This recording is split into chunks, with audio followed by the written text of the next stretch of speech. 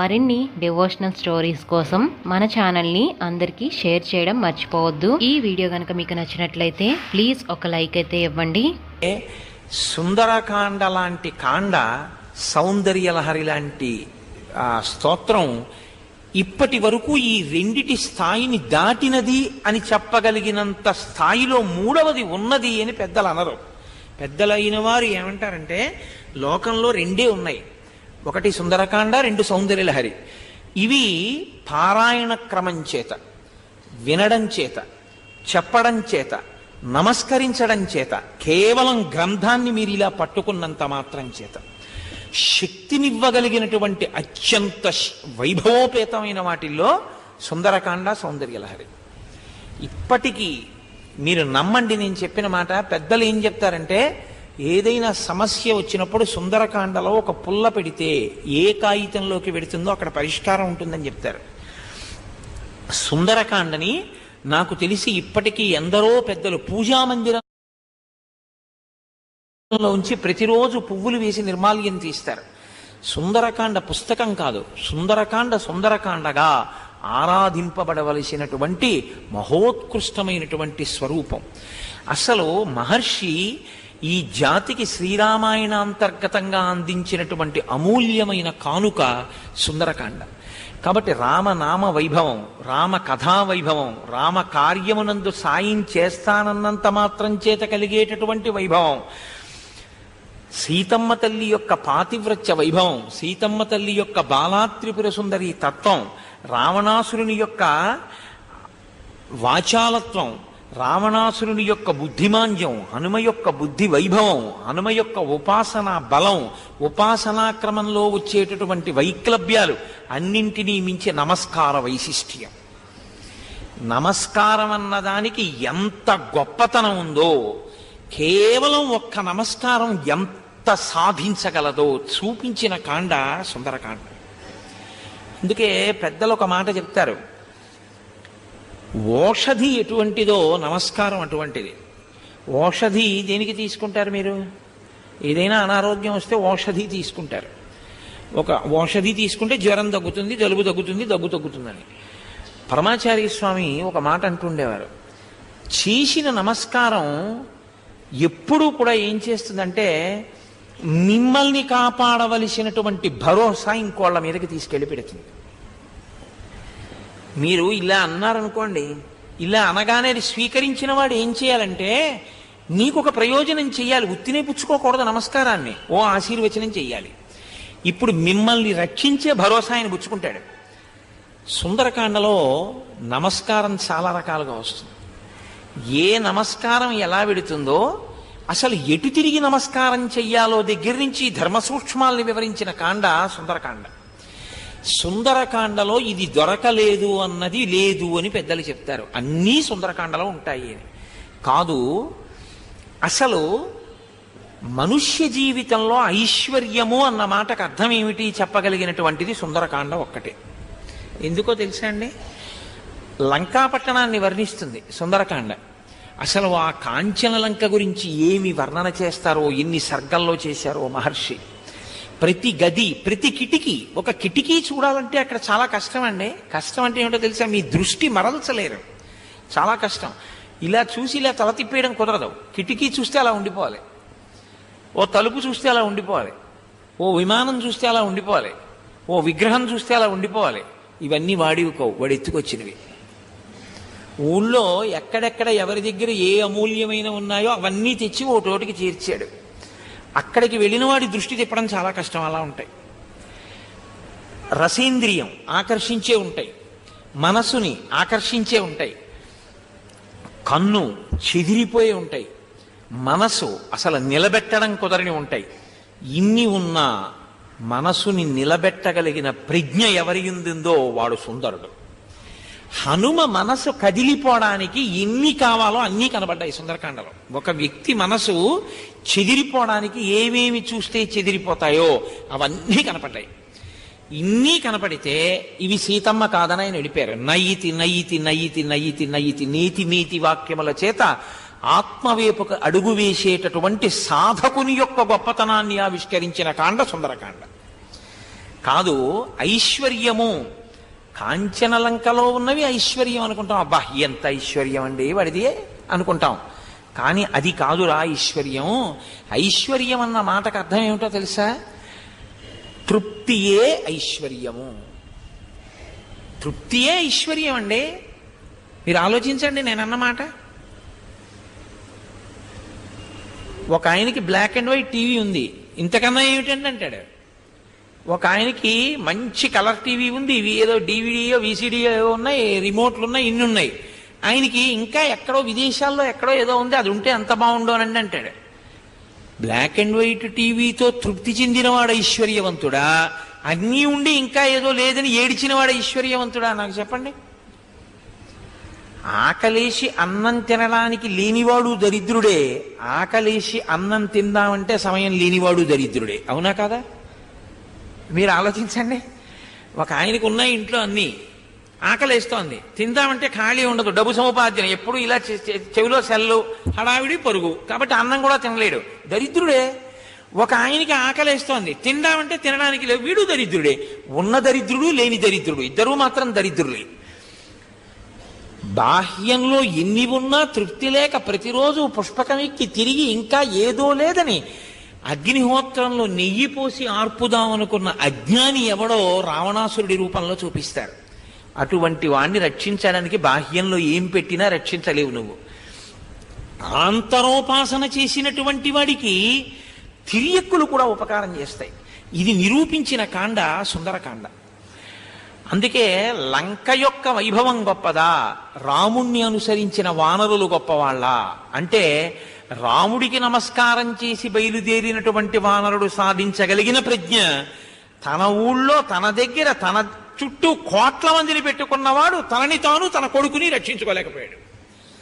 ఒక భక్తి వైభవం ముందు, ఈశ్వరోపాసన వైభవం ముందు, నిత్యతృప్తుడి యొక్క స్థితి ముందు, ఒక బ్రహ్మజ్ఞాని ముందు, ఒక ఆత్మని తెలుసుకున్నటువంటి వాడి ముందు మిగిలినవి ఎలా వెలవెలబోతాయో, దేని చేత అసలు ఈ దేశంలో ఉపాసన వలన ఇంత పేరు ప్రఖ్యాతులు ఈ దేశానికి వచ్చాయో చెప్పిన కాండ సుందరకాండ. కాబట్టి ఇంకే పేరు పెట్టమంటారు దానికి? ఇన్ని సౌందర్యాలున్న కాండకి సుందరకాండ అనాలా? ఇంకో పేరు పెట్టాలా కథాంతర్గతంగా? అప్పుడు ఒక ఘట్టం చెప్పినట్టు అవుతుంది అంతే. ఏ ఘట్టాన్ని మీరు ప్రకాశింపజేస్తారు? సుందరకాండలో ఉన్నటువంటి అన్ని సర్గలలో ఉన్న అన్ని శ్లోకాలు అమృత ఫలాలే. ఒక చెట్టుకి అద్భుతమైన పళ్ళు పండాయి, మీరు ఈ పండు కోసుకుని తిని ఇంకో పండు తిన్నా, ఇంకో పండు తీసుకుని ఇంకో పండు తిన్నా అన్ని పళ్ళు అంతే గుమగుమలాడుతూ అలాగే ఉంటాయి. సుందరకాండ కూడా అంతే. ఆ సుందరకాండ అన్న చెట్టుకు పుట్టినటువంటి అన్ని పళ్ళు మధురాతి మధురమే. మీరు ఏ శ్లోకాన్ని తీసుకుని అవతరించండి, మీకు ఎన్ని విషయాలను లాగేసుకుంటుంది, అది లాగేసుకుని మీకు చూపిస్తుంది. అంత ప్రజ్ఞని ఆవిష్కరించగలిగినటువంటి కాండ సుందరకాండ. కాదు కాదు, దీనికి ఒక గొప్ప స్థితి ఉంది. పిల్లల పెళ్ళిళ్ళు అవ్వట్లేదు, ఏం చేయాలి? సుందరకాండ చదువుకో. కొడుకు ఉద్యోగం రాలేదు, ఏం చేయను? సుందరకాండ చదువుకో. నాకు బాగా భక్తి కలగాలనుంది, ఏం చేయను? సుందరకాండ చదువుకో. మా ఇంట్లో ఏమిటో చాలా ఇబ్బందులుగా ఉంటుంది, ఇబ్బందులు తొలగిపోవాలి, ఏం చేయను? సుందరకాండ చదువుకో. ఉద్యోగం స్థిరపడాలి, సుందరకాండ చదువుకో. అన్నిటికీ మంత్రం సుందరకాండ చదువుకో. అన్నిటికీ మంత్రం సుందరకాండ ఎలా అవుతుంది? నీ చెప్పడం కాదు, నువ్వు చదువుకుని చూడు. కొన్నిటికి సమాధానాలు ఉండవు, అనుభవంలోకి తెచ్చుకోవడమే. అనుభవంలోకి తెచ్చుకుంటే సుందరకాండ గొప్పతనం ఏమిటో తెలుస్తుంది. అసలు అన్నిటికన్నా గొప్ప విషయం ఏమిటో తెలుసా అండి? అపమృత్యు దోషం వెంట తరువుకొచ్చేసి గ్రసించడానికి పాశాన్ని వేసేస్తుండగా మృత్యుదేవత నోటి 2 కోరల చిక్కి బ్రతికినొనక వేళ బ్రతుకవచ్చు అంటారు గయోపాఖ్యానంలో. అలా మృత్యుదేవత యొక్క 2 కోరల మధ్యలోకి వెళ్ళి ఇంకా నోటిలోకి గ్రసింపబడుతున్నవాడు తెలిసో తెలియకో సుందరకాండ వింటే జారి కింద పడిపోతాడు. ఇంత శక్తి ఆ సుందరకాండలో ఉంది. దాన్ని మీరు అనుభవించడం మీద ఉంటుంది. అందుకని ఏమీ తెలియకుండా కథాపరంగా విన్నా సుందరకాండే, తెలిసి అన్వయాన్ని విన్నా సుందరకాండే. దాని అన్వయం ఎలా చేస్తారు మీ ఇష్టం. ఎంత దూరం మీరు ఆలోచించగలిగిన ప్రజ్ఞ అమ్మవారు మీకు ఇచ్చిందో అలా మీకు దర్శనమై సంతోషింపచేస్తుంది. అందుకే అమ్మవారు ఎవరెవరిని ఎలా అనుగ్రహించిందో అటువంటి పెద్దలకి అలా అలా దర్శనీయమై దాన్ని అమృత ఫలంగా వారు అనుభవించి ధన్యులయ్యారు. వారు మిగిలిన వారికి కూడా మార్గదర్శకులై మిగిలిన వారిని కూడా తరించడానికి మార్గాన్ని చూపించినటువంటి మహాపురుషులయ్యారు. కాబట్టి చూడండి, ఇప్పుడు సుందరకాండకు ఉన్నటువంటి ఇంకొక గొప్ప స్థితి ఏమిటో తెలుసా అండి? సుందరకాండ దగ్గరికి వచ్చేటప్పటికీ చాలా శ్లోకములని పిలవరు, మంత్రములని పిలుస్తారు. అంటే మరి చాలా అక్షరాలు ఉంటాయి కదండి, మరి అప్పుడు చాలా అక్షరాలు ఉంటే దాన్ని ద్వాదశాక్షరి అనాలా, పంచాక్షరి అనాలా, షడక్షరి అనాలా? మాలామంత్రము అన్ని అక్షరములతో ఉంది కాబట్టి అది శ్లోకమైన మాలామంత్రం అంటారు. అది చాలా గొప్ప ఫలితాన్ని ఇవ్వగలిగినటువంటి స్థితిలో ఉంటుంది. కేవలం విన్నంత మాత్రం చేత, పారాయణ చేత, చదువుకోవడం వల్ల, వినడం వల్ల అంత శక్తిని ఆవిర్భవింపచేసేటటువంటి కాండ సుందరకాండ. సరే, సుందరకాండ అన్న పేరు ఎందుకు వచ్చింది అన్నది ఒక్కటే నా ప్రసంగం కాదుగా సుందరకాండ చెప్పడం. కాబట్టి ఎక్కడెక్కడ సౌందర్యం ఉందో అక్కడక్కడ అందుకు కదా సుందరకాండ అని అంటూనే ఉంటాను. కాబట్టి ముందే అంటూ ఉండడం ఎందుకు?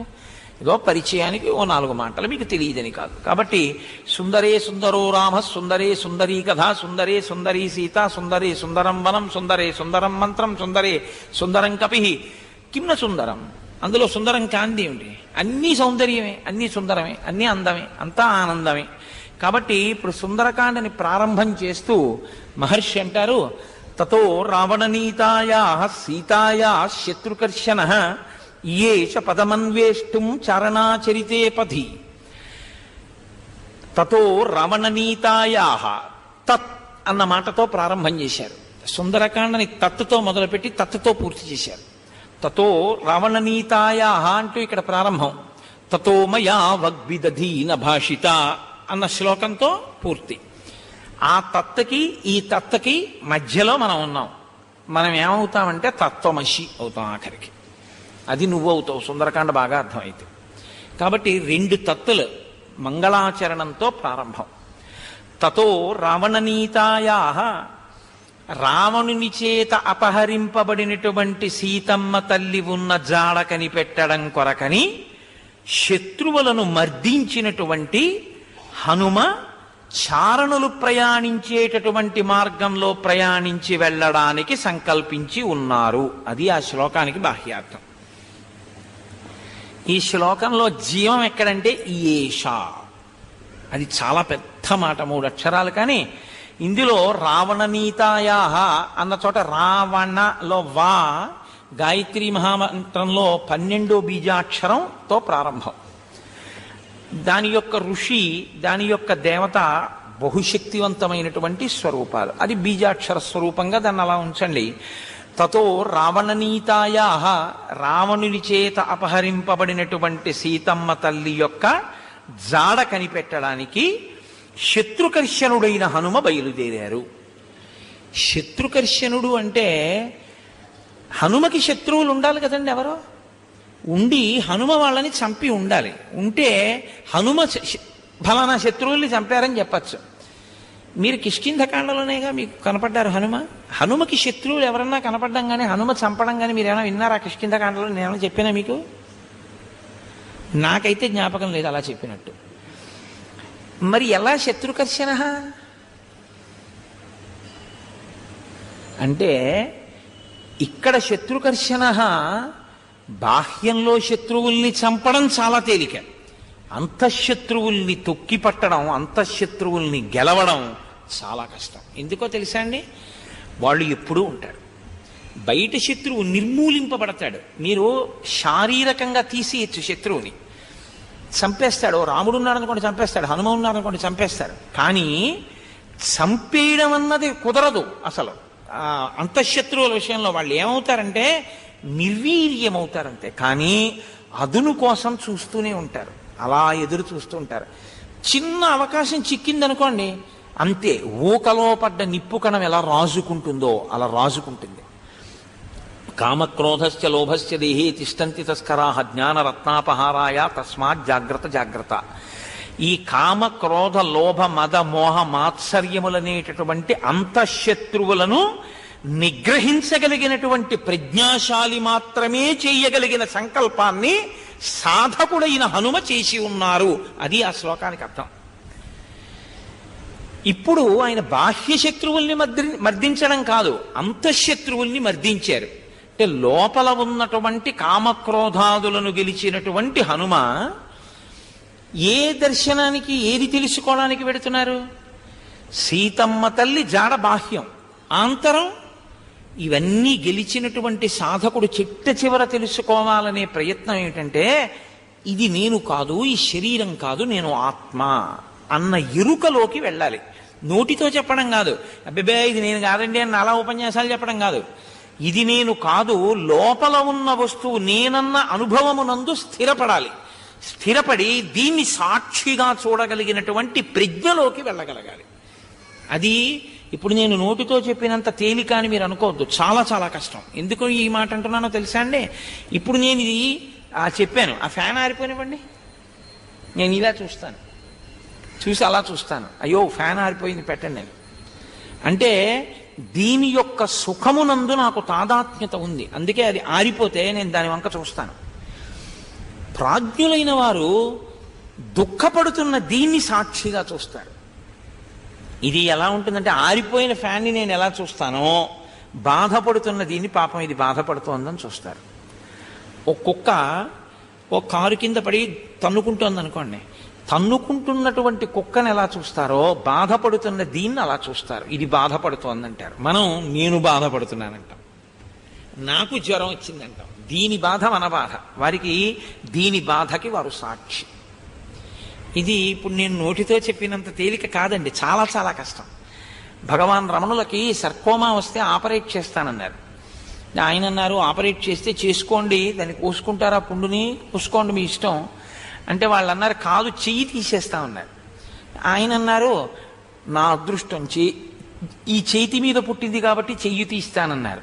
ఒకవేళ ఏ తల మీదో పుట్టుంటే కంఠం తీసేసేవారా అన్నారు ఆయన.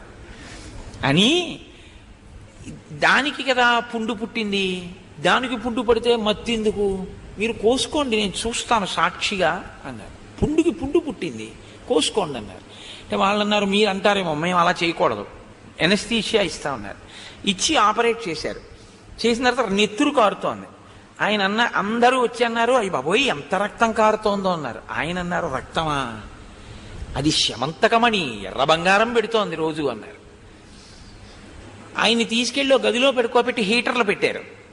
వెచ్చగా ఉంటుంది, దానివల్ల పుండుకి ఏదో బాధ తెలియకుండా ఉంటుంది, పడుకుంటారని. హీటర్ పెట్టకూడదు ఆపరేట్ చేస్తే. అది తెల్లవారేటప్పటికి ఏమైపోయిందంటే, ఆయన ఒళ్ళంతా పొంగిపోయి ఎర్రగా ఇలా నెత్తుటి గడ్డలా బద్దలైపోయింది శరీరం. డాక్టర్లను పిలిచారు తెల్లవారకట్ట వచ్చి. డాక్టర్లు వచ్చన్నారు, అసలు సర్కోమా అంటేనే పోటు, దాన్ని ఆపరేట్ చేశాం. అది ఆపరేట్ చేసిన వాళ్ళకి హీటర్ పెడితే అసలు పిచ్చి కేకలేసేస్తారు, అంత పోటు వచ్చేస్తుంది, ఒళ్ళంతా పగిలిపోతుంది, అంతే ఎక్కడికక్కడ బద్దలైనట్టు రక్తం కారిపోతుంది. ఈయన ఎలా ఓర్చారన్నారు. ఆయన అడిగారు, భగవాన్ పిలవచ్చు కదా మమ్మల్ని, ఎందుకు పిలవలేదు అన్నారంటే, ఆయన అన్నారు, మీరేమో దీనికి బాగుంటుందని పెట్టారు, ఇదేమో నాకు బాగులేదండి, ఏమిటి తమాషా, వాళ్ళు బాగుంటుందంటారు, ఇది బాగులేదంటుంది, ఏమిటో చూద్దామని చూస్తున్నాను అన్నారు. ఇది వేరు, ఆయన వేరు, ఆయన దీన్ని చూసే సాక్షి. ఆయన బ్రహ్మజ్ఞాని అంటే. బ్రహ్మజ్ఞాని అంత తేలికగా ఏం మీకు అనుకరిద్దామంటే ఏం దొరకడు. సాధన అంటే అంత తేలిక అనుకుంటున్నారా? చాలా కష్టం అండి. కాబట్టి తతో రావణనీతాయా సీతాయా శత్రుకర్షణ, మహానుభావుడైనటువంటి హనుమ శత్రువులను మర్దించినటువంటి వారై, అంతఃశత్రువులను అణచినటువంటి వారై, ఆయన రావణుని చేత అపహరింపబడిన సీతమ్మ జాడ కనిపెట్టడానికి వెడుతున్నారు. బాహ్యం, ఆంతరం. ఆత్మ అన్నది సత్యం, కానీ ఆత్మని మరిచిపోయి ఇది నేను, ఇది నేను, ఇది నేను అనుకుని నేను వెళ్ళిపోతానర్రోయ్, నేను వెళ్ళిపోతానర్రోయ్, నేను ఉండనర్రోయ్ అనేది వికారాలు చూపిస్తుంటుంది. జుట్టు తెల్లగా మారిపోతుంటుంది. అంటే నాన్న నేను ఇందులోంచి వచ్చానో అందులోకి వెళ్ళిపోయే సమయం ఆసన్నం అయిపోతోంది, అంటే ఉండను, ఇంకా వెళ్ళిపోతాను, శక్తి క్షీణించిపోతోంది నీకు, అదే గుర్తు. పూర్తిగా తెలుపు అవుతోంది, తెలుపు అయిపోతోందంటే నువ్వు జాగ్రత్త పడిపో, ఇంకా ఉన్న సమయాన్ని ఈశ్వరాభిముఖం చేసుకో అని చెప్తూ ఉంటుంది. ఇది చెప్తూ ఉంటే రంగేసేస్తే అదేం చేస్తుంది అంటే దీని మీద తాదాత్మ్యత. దీని మీద తాదాత్మ్యతతో ఇది నేనంటే ఇది ఉంటుందా, నేను ఉండనంటుంది. ఇది ఉండనన్నది పడిపోతుంది. పడిపోయిన తర్వాత చూస్తాడు తాను సాక్షిగా కాలిపోతున్న దాన్ని. అరే రే రే అసాధ్యం కోలా, ఇది నేను అనుకుని ఇన్ని ఫెయిర్ అండ్ లవ్లీలు రాశాను రా, ఇలా కాలిపోతోంది, దీనికోసం అంత అల్లరిపడ్డాను రా అంటాడు. కాబట్టి ఇప్పుడు తాను ఎప్పుడో చూడ్డం కాదు, ఇక్కడ చూడ్డానికి వీలుగా జ్ఞాన సముపార్జన కొరకు ఆత్మ నేను అని తెలుసుకుని ఆత్మ తెలియకుండా అడ్డుపడుతున్నటువంటి మాయావరణమును తొలగించుకునేటటువంటి ప్రయత్నం చేద్దామన్న సంకల్పం ఎవరైనా అసలు జీవకోటిలో ఒకడు చేస్తే వాడు మహాత్ముడు. అందరితో పాటు కొట్టుకుపోకుండా నేను అసలు సత్యమును తెలుసుకుంటానని ఎవడైనా సంకల్పం చేస్తే అసలు ఆ సంకల్పమే చెయ్యడు. ఎందుకు చెయ్యడు? అందరూ పెళ్లి చేసుకున్నారు, వీడు పెళ్లి చేసుకుంటాడు. చేసుకోపోయినా చేసేస్తారు. అందరూ పిల్లల్ని కన్నారు, వీడు పిల్లల్ని కంటాడు. అందరూ పడుకుంటారు, వీడు పడుకుంటాడు. అందరూ ఏడుస్తారు, వీడు ఏడుస్తాడు. అందరూ నవ్వుతారు, వీడు నవ్వుతాడు. అందరూ జీతం తెచ్చుకుంటారు, వీడు తెచ్చుకుంటాడు. అందరూ తింటారు, వీడు తింటాడు. అందరూ ఏం చేస్తున్నారో అదే చేస్తారు. అందరూ చచ్చిపోతారు, వీడు చచ్చిపోతాడు. తప్ప అందరూ తెలుసుకోవడానికి ఇష్టపడింది తెలుసుకుంటాననేవాడు లోకంలో ఉండడు. అలా ఎవడైనా అంటే ఈ ఆ సంకల్పం చాలా గొప్పది. అలా అన్నవాడెవడో వాడు ప్రాజ్ఞుడు, వాడు మహాపురుషుడు, కారణజన్ముడు. అటువంటి ఒక యోగి, ఒక సాధకుడి గురించి మాట్లాడుతోంది సుందరకాండ. కాబట్టి తతో రావణనీతాయ సీతాయ శత్రుకర్షణ ఈయేష పథమన్వేష్టం చరణాచరితే పథి. బాహ్యంలో రావణాసురుడి యొక్క జాడ కనిపెట్టాలి. రావణుడు ఎక్కడున్నాడు? సంపాతి చెప్పాడు. సంపాతి చెప్పింది నిజమైన నమ్మకం. కాలిపోయిన రెక్కలు వచ్చాయి కాబట్టి ఇప్పుడు అది నమ్మకం. ఇప్పుడు దాన్ని తిరస్కరించడానికి వీలు లేని ప్రబల సాక్ష్యం నాకిక్కడి నుంచి కనపడుతోంది అన్నాడు ఆయన. 100 యోజనముల సముద్రాన్ని గడచి వెళ్ళగలిగితే కాంచనలంకలో సీతమ్మ ఉంది. కాబట్టి ఇప్పుడు ఆయన బయలుదేరుతున్నారు అంటే లంకని బాహ్యంలో చేరాలంటే సముద్రంలో ఈత కొట్టడం ఓ మార్గం, సముద్రంలో ఓడెక్కడం ఓ మార్గం. లేదు, కొన్ని యోగ విద్యలు తెలిస్తే సముద్రం మీద నడవడం కూడా ఒక మార్గం. ఎందుకంటే నీటి మీద నడిచేటటువంటి ప్రక్రియ, నీటి మీద తేలే ప్రక్రియ కొన్ని ఉంటాయి, యోగ సాధన చేత వస్తాయి, అదొక ప్రక్రియ. కాకుండా ఆకాశంలో వెళ్ళడం ఓ ప్రక్రియ. అసలు ఏదీ అంటుకోకుండా తాను పైనుంచి వెళ్ళిపోవడం అంటే ఈశ్వరుని యందు రమిస్తూ అన్నిటికీ సాక్షిగా ఉండి సాధన చేసేటటువంటి ప్రక్రియ, జ్ఞాన మార్గంలో వెళ్ళగలగడం. ఇప్పుడు తతో ఆయన ఎలా పెడుతున్నారు? చారణాచరితే పథి. చారణులు అంటే మీకు కిష్కింధకాండలోనే వచ్చింది. చారణులు అంటే వాళ్ళు ఎప్పుడూ కూడా లోకంలో మంగళకరమైనటువంటి వార్తలను తీసుకొచ్చి చెప్తూ ఉంటారు. మనం అది తెలుసుకోనప్పుడు వాళ్ళు వచ్చి చెప్తూ ఉంటారు. సుందరకాండలోనే కనబడ్డారు వాళ్ళు. హనుమకి కనబడ్డారు. సీతమ్మ కాలిపోయింది అనుకుంటుంటే చారణులు అనుకుంటూ వెళ్ళిపోతుంటే విని ఆయన సీతమ్మ బతికుందనుకున్నారు. చారణులు తిరిగే మార్గము అంటే భూమికి దగ్గరగా మంగళవార్తలు చెప్తూ తిరిగేటటువంటి అటువంటి వారి మార్గము. అటువంటి చారణులు ఎటు తిరుగుతారో అటు మార్గంలో ఈయన వెళ్ళారు. అంటే ఈయన కూడా శుభవార్త తీసుకొస్తారు వానరులకి. ఏమిటో శుభవార్త? సీతా దర్శనం అయింది, సీతమ్మ జాడ పట్టుకొని వస్తారు. కాబట్టి తతో రావణనీతాయా సీతాయా శత్రుకర్షణ ఈయేష పదమన్వేష్టం చరణాచరితే పథి. దుష్కరం నిష్ప్రతిద్వంద్వం చికీర్షం కర్మవానర సముదగ్ర శిరోగ్రీవో గవాం పతిరివాబభౌ. మహర్షి అంటారు, దుష్కరం, అసలు ఈ పని చేద్దామని ఎవడు అనుకోడు. ఎవడూ చేద్దామనుకోని పని ఏది ఉందో అది ఈయన చేద్దాం అనుకుంటున్నారు. ప్రతివాడు ఇంతకన్నా సుఖం ఉంటుందా, ఇంతకన్నా సుఖం ఉంటుందా, ఇంతకన్నా సుఖం ఉంటుందా అని అడుగుతాడు. అందరూ అయ్య బాబోయ్ అన్నదేదో ఈయన దాన్ని చేయడానికి సిద్ధపడుతున్నారు. 100 యోజనముల సముద్రం మీద ఎగురుతానంటున్నారు. ఆత్మ యొక్క అనుభవాన్ని పొందుతానంటున్నారు ఆంతరమనందు. కాబట్టి దుష్కరం నిష్ప్రతిద్వంద్వం చికీర్షం కర్మవానర, సాటిలేని పనిని సాధించడం కోసమని ప్రయత్నిస్తున్నటువంటి హనుమ ఒక వృషభము అంటే ఒక ఎద్దు ఎంత ఠీవిగా పర్వత శిఖరం మీద నిలబడుతుందో, నిలబడినప్పుడు ఇలా తల ఎత్తి ఎలా నిలబడుతుందో అలా తల ఎత్తి ఆయన నిలబడి ఉన్నారు. దీని అర్థం ఏమిటో తెలుసా అండి? వృషభము నందీశ్వరుడు, నందీశ్వరుడైనటువంటి వృషభము ఏదైతే ఉందో, గవాంపతి అంటే నందీశ్వరుడు. నందీశ్వరుడికి ఒక ప్రత్యేకమైనటువంటి లక్షణం ఉంది. ఆయన జన్మ పశువుగా, కానీ నందీశ్వరుడు జన్మించడం సామాన్యుడిగా జన్మించాడు. ఆయన ఒక ఆలయంలో నిలబడినప్పుడు ఒక పశుస్వరూపంగా నిలబడి ఉంటాడు, కానీ లోకానికి పృష్ఠభాగం ఇస్తాడు, ఈశ్వరుడి మీద దృష్టి పెడతాడు. నంది చూడండి, నంది వెనకాల ఏముంటుంది? లోకం అంతా ఉంటుంది. నంది చూపుల్లో ఎవరుంటారు? శివలింగం ఉంటారు. నంది ఎప్పుడు మేళం చేయండి, కళ్యాణం చేయండి, పిడుగులు పండివ్వండి, వాన పండివ్వండి, రోహిణీ కార్తె రానివ్వండి, అంటుకు పోతుండనివ్వండి, కార్తీక మాసం వచ్చిందని యుక్తాయుక్త విచక్షణ లేకుండా నంది తోక కిందకి తీసుకెళ్లి దీపాలు పెట్టనివ్వండి, అరటిపండు తీసుకెళ్లి ఆయన పాపం ఏదో మనం పెడితే తప్ప బతకలేని వాడు అనుకుని అరటిపండు ముద్దలు తీసుకెళ్లి ఆయన మూతికి రాసేయండి, గాజు ఈగలు వచ్చి ముక్కులో తీరనివ్వండి, ఆయన మాత్రం అలాగే శివలింగాన్ని చూస్తుంటారు. ఏం చేసినా ఆయన దృష్టి ఇలా తిప్పరు. దృష్టి తిప్పకుండా శివుణ్ణే చూసేటటువంటి నందీశ్వరుడు ఎలా ఉంటాడో, దృష్టి తిప్పవలసినవి ఎన్ని కనపడినా తిప్పకుండా సీతమ్మ దర్శనమే చెయ్యగలిగిన ప్రజ్ఞ ఉన్నవాడు వెడుతున్నాడు. అసలు ముందు ఆ సునిశ్చిత ప్రజ్ఞ అంటే అన్నిటినీ చూస్తున్నా అన్నిటిలో ఆవిడ్ని చూడడం, ఆవిడ్ని వెతకడం. విశ్వమునందు విశ్వనాథుణ్ణి వెతకాలి, లోకమునందు లోకేశ్వరుణ్ణి వెతకాలి. మీరు ఎక్కడ వెతుకుతారు? ఇదే ఈశ్వరుడిగా కనపడాలి. ఇది ఇదిగా కనపడినంత కాలం మాయ, ఇది ఇదిగా కనపడకుండా ఇదంతా ఒకటిగా ఈశ్వరుడిగా కనపడింది అనుకోండి, ఈశ్వరుడు యొక్క అనుగ్రహాన్ని మీరు పొందేసినట్టు. కాబట్టి ఇప్పుడు ఆ దృష్టితో ఆయన వెడుతున్నారు. ఇది గవాం పతిరివా బభౌ, అటువంటి దృష్టికోణంతో ఒక నందీశ్వరుడు వెళ్ళినట్టు వెడుతున్నారు. కాదు, నందీశ్వరుడే శాపం ఇచ్చాడు. ఓరి రావణ, రేపొద్దున్న నీ ప్రాణం తీయడానికి వానరులు వస్తారు అన్నారు. ఆ శాపమిచ్చినటువంటి ఏ రుద్రతేజస్సుతో కూడిన నందీశ్వరుడు ఉన్నాడో ఆ నందీశ్వరుడు పరమశివుడు అభేదం. అందుకే నందికి శివుడికి మధ్యలోకి వెళ్ళాం.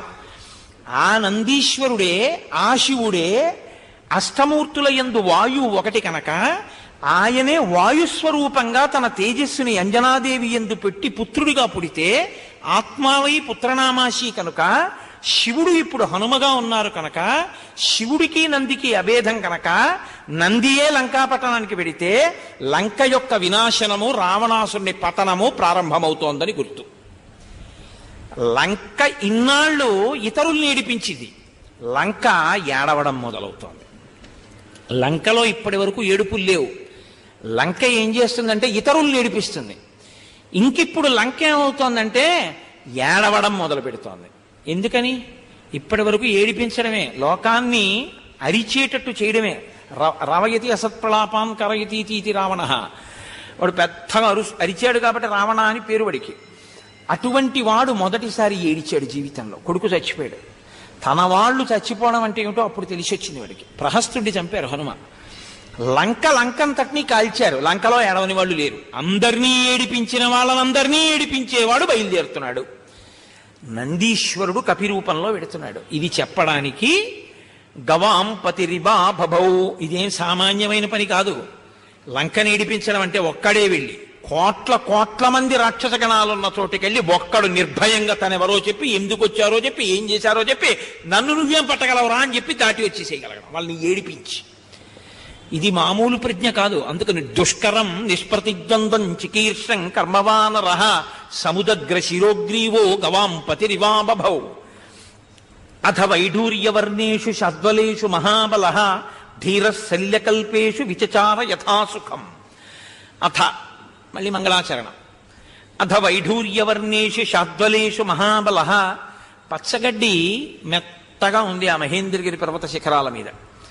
మెత్తగా ఉన్నటువంటి పచ్చగడ్డి మీద లక్ష్యం లేకుండా ఆయన దాన్ని తొక్కుతూ ధీరుడై ఆయన యథాసుఖం చక్కగా సుఖంగా విహరిస్తున్నారు, తిరుగుతున్నారు. పచ్చగడ్డి మీద తిరగడానికి అంత పెద్ద అల్లరి ఏమిటండి? అది పెద్ద విశేషమా?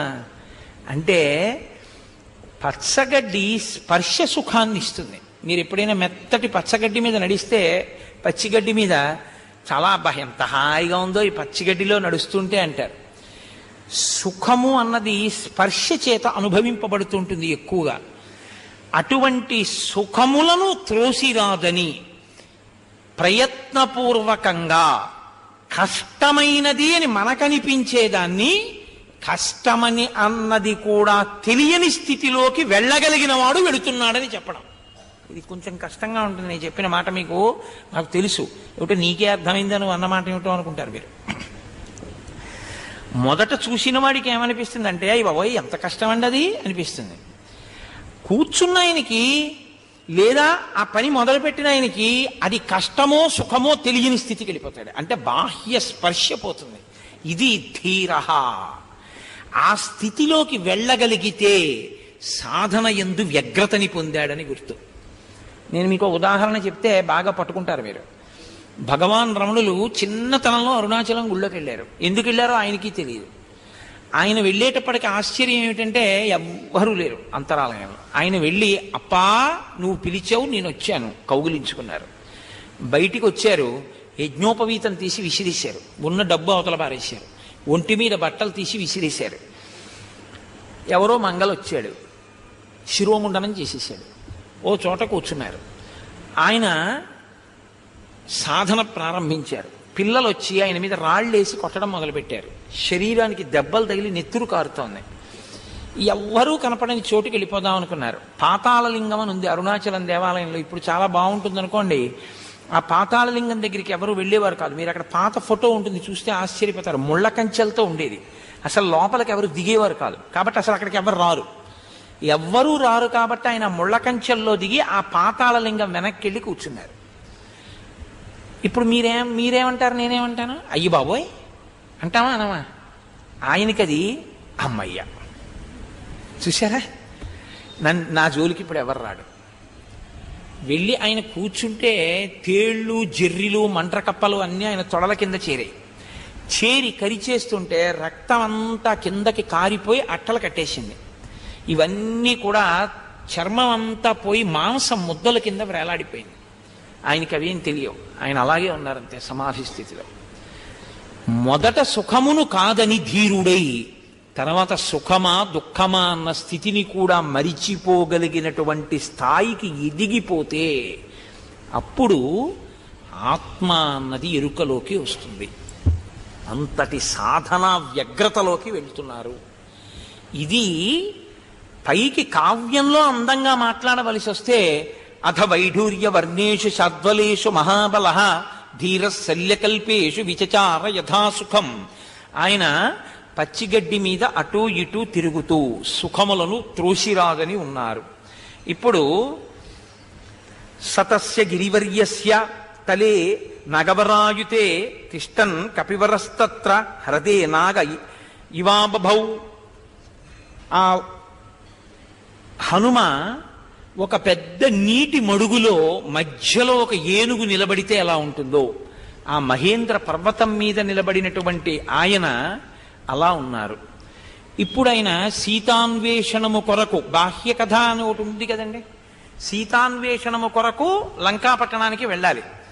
ఎలా వెళ్ళాలనుకుంటున్నారు, ఏ మార్గంలో వెళ్ళాలనుకుంటున్నారు? మహర్షి చెప్పారు చారణాచరితే పథి.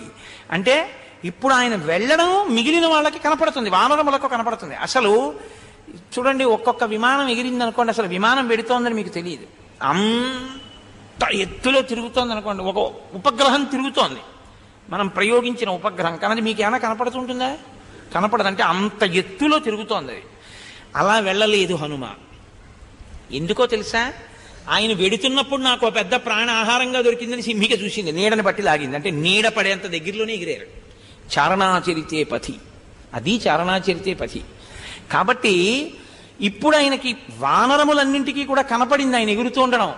పైన నిలబడినటువంటి దేవతలకు కనపడింది. పై వాళ్ళు పుష్పవృష్టి కురిపించారు, కింద ప్రాణులు చూసాయి. వాల్మీకి మహర్షి దీన్ని శాబ్దిక ప్రత్యక్ష ప్రసారం చేశారు. అంటే శబ్దముల చేత మీరు సుందరకాండలో హనుమ ఎలా వెడుతున్నారో మీకు కనపడుతుంది. మీరు అలా చూడ్డానికి వీలుగా ఉంటాయి ఆ శ్లోకాలు. అంత అందంగా ఇచ్చారు. పైన ఎవరు నిలబడున్నారు, కింద ఎవరున్నారు, ఆయన ఎలా వెడుతున్నారు, ఆ మూర్తి ఎలా ఉంది, అన్నీ మీకు చూపిస్తూ మాట్లాడారు ఆయన. కాబట్టి ఇప్పుడు ఆయన బయలుదేరే ముందు, అంటే ఇక ఎగిరి ఆకాశంలోకి వెళ్ళాలి పర్వతం మించి. ఆ ఎగిరి ఆకాశంలోకి వెళ్లే ముందు నమస్కారం చేశారు. ఎవరికి? స సూర్యాయ మహేంద్రాయ పవనాయ స్వయంభువే భూతేభ్యశ్చ అంజలిం కృత్వా చకార గమనేమతిం. మీతో నేను మనవి చేశాను కదా, నమస్కారం అనేటటువంటిది ఆర్షధర్మంలో చాలా గొప్ప స్థాయిని పొందుతుంది. ఏది తెలుసున్నా తెలుసుకోకపోయినా సరిగ్గా వినయంగా నమస్కారం చెయ్యడం ఒక్కటి వస్తే చాలు మనిషి అభ్యున్నతికి హేతువై కూర్చుంటుంది. అది భవరోగాన్ని తీసేస్తుందండి, చావు పుట్టుకల్ని తీసేస్తుంది నమస్కారం, అంత గొప్పది. ఒక చమత్కారమైన కవి ఒక మాట అన్నాడు, ఈశ్వర కిందటి జన్మలో నేను నీకు నమస్కారం చేయలేదు, ఈ జన్మలో పుట్టాను, ఈ జన్మలో నమస్కారం చేస్తున్నాను కాబట్టి ఇక నీకు నమస్కారం చెయ్యను, ఎందుకంటే చేశాను కాబట్టి ఇంకా మళ్ళీ పుట్టుకలేదు, కాబట్టి ఇదే ఆఖరి నమస్కారం. నమస్కారం అంత గొప్పది. కాబట్టి స సూర్యాయ, ముందు సూర్యుడికి నమస్కారం. సూర్యుడికి ఎందుకు? సూర్య భగవానుడు గురువు. ఈ శరీరాన్ని తల్లిదండ్రులు ఇస్తారు, మళ్ళీ శరీరంలోకి రాకుండా చేసేవాడు గురువు ఒక్కడే. అందుకే గురువు ఇచ్చినటువంటి అనుగ్రహం ఏదుందో దానితో తుల్యమైంది ఇవ్వగలిగిన వాళ్ళు ఇంకెవ్వరు లేరు. కాబట్టి స సూర్యాయ, ముందు సూర్య భగవానుడికి నమస్కారం గురువు గారికి. మహేంద్రాయ, ఇంద్రుడికి నమస్కారం. ఇంద్రుడు ఇంద్రియములలో కొన్నింటికి అధిపతి అయి ఉంటాడు. కాదు పైన దేవలోకానికి అధిపతి అయి ఉంటాడు. ఆయన అనుగ్రహం కావాలి. ప్రత్యేకించి చేతికి ఆయన అధిపతి ఇంద్రుడు. ఈ చేత్తోనే కదూ ఇవ్వాలి ఉంగరం, ఈ చేత్తోనే కదూ పుచ్చుకోవాలి ఆభరణం. కాబట్టి సూర్యాయ మహేంద్రాయ, బాహ్యమునందు మహేంద్రుడికి నమస్కారం. పవనాయ, ఇక్కడ చాలామంది పెద్దలు ఏమన్నారంటే పవనాయ అంటే వాయువుకి నమస్కారం చేశాడన్నారు. కానీ మళ్ళీ వెంటనే క్రింది శ్లోకంలో కూడా పవనాయాత్మయోనయే తన తండ్రి అయిన వాయువుకని ఉంది. కాబట్టి రెండు మాటలు నమస్కారం ఉండదుగా. కాబట్టి ఇక్కడ పవనాయ అన్న మాటకి పూయతే స్వజ్ఞానేన యోగి బృందం స భగవాన్ ప్రత్యక్తత్వరూపో రామ, రాముడికి నమస్కారం. ఇక్కడ వాయు శబ్దం చేత. ఎందువల్ల అంటే పూయతే స్వజ్ఞానేన యోగి బృందం స భగవాన్, కేవలం శ్రీరాముడు కాదు, ఒక్క రామశబ్దం వాయు శబ్దం చేత ప్రతిపాదింపబడుతుంది. కాబట్టి రాముడికి నమస్కారం. ముందు శ్రీకారం లేదు. శ్రీకారం లేకపోతే ఏమైంది? సీతా సహితుడైన రాముడికి కాదు, ఒక్క రాముడికి నమస్కారం. ఇది ఉపాసనలో దోషం. సనాతన ధర్మంలో మీరు ఏ మూర్తిని ఉపాసన చేసినా శక్తి పక్కన ఉన్న మూర్తికే చెయ్యాలి.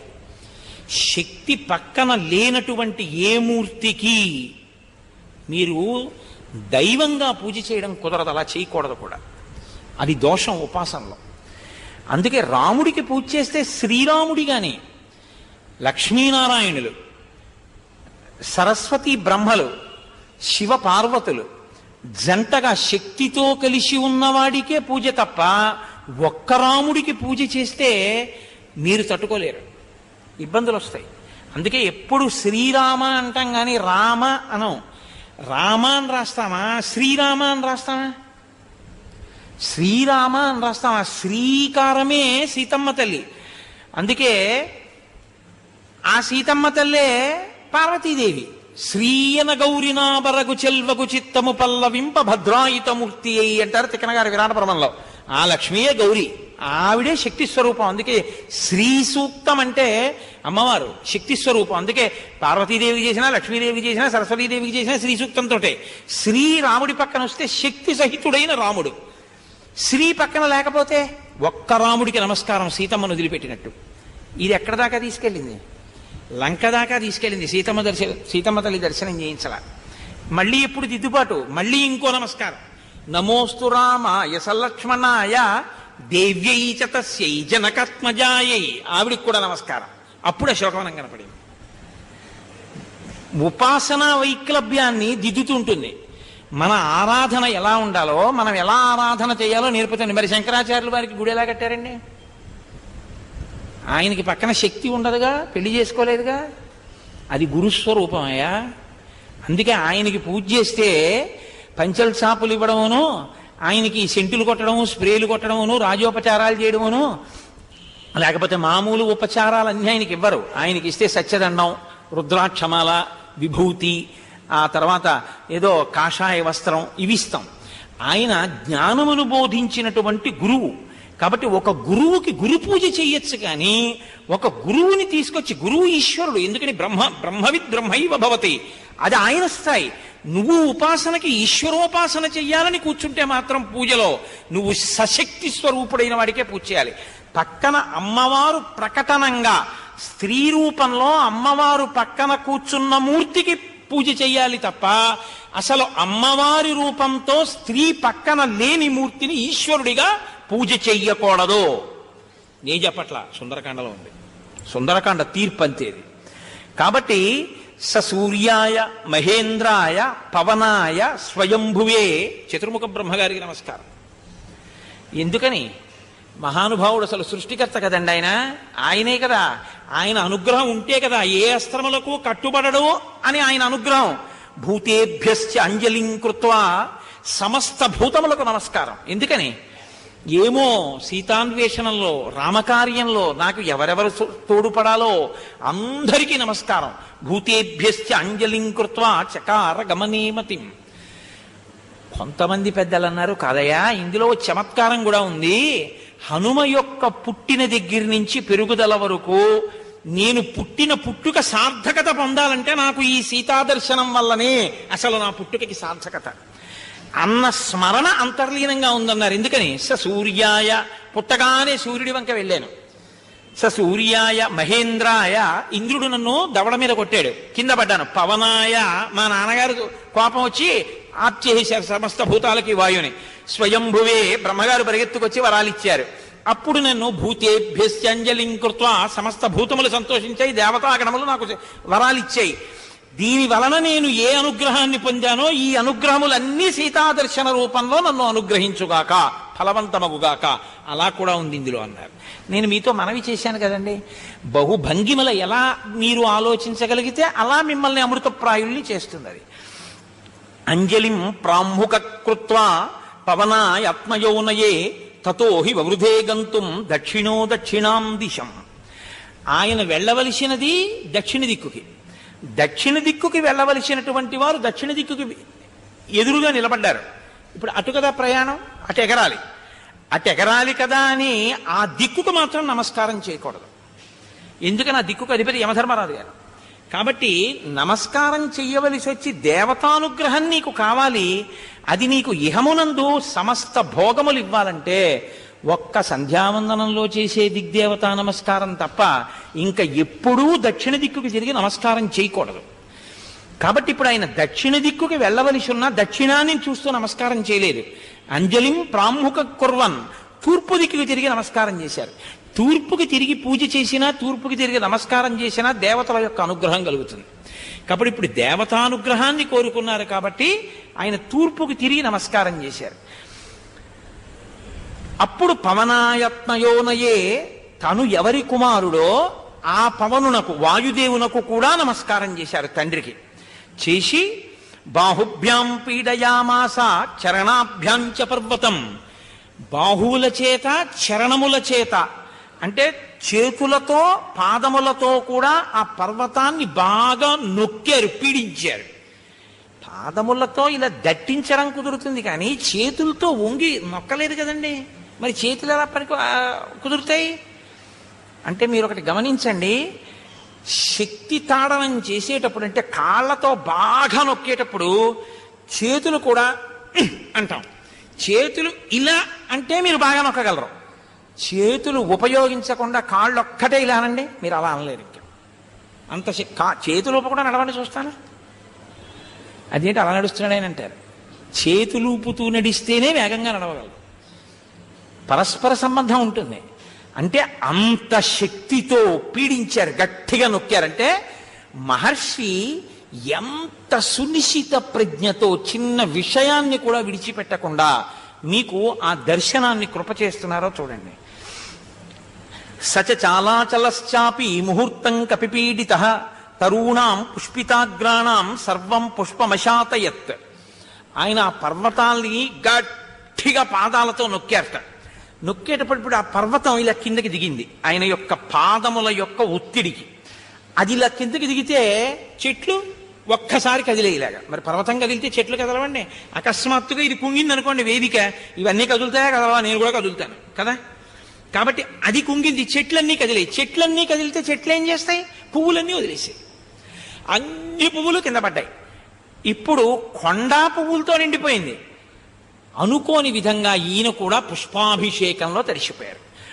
కొండ మీద ఉన్న పువ్వులతో కూడిన కొండ అన్నట్టు ఈయనున్నారు. అలా నొక్కారు. మొదట నొక్కినప్పుడు చెట్లు కదిలాయి. సచ చాలాచలశ్చాపి ముహూర్తం కపిపీడిత తరూణాం పుష్పితాగ్రాణాం సర్వం పుష్పవశాతయత్ తేన చోత్తమ వీర్యేణ పీడ్యమానస్స పర్వతః సలిలం సంప్రశుస్రావ మదం మత్త ఇవద్విప.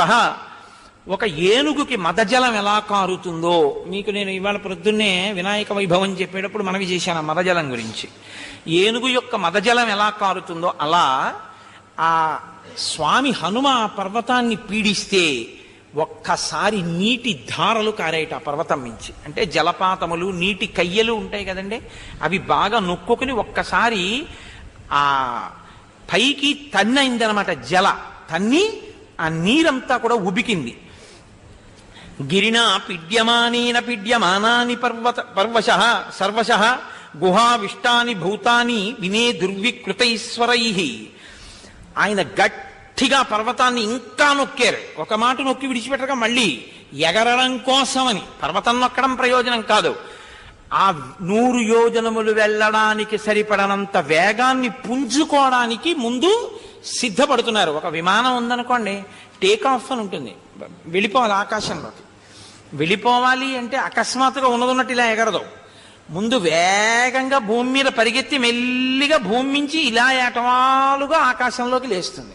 లేచి తాను కావలసిన ఎత్తుకు వెళ్ళానన్న తర్వాత అక్కడికి వెళ్ళిన తర్వాత అలా నిలబడి అలా ప్రయాణం మొదలు పెడుతుంది.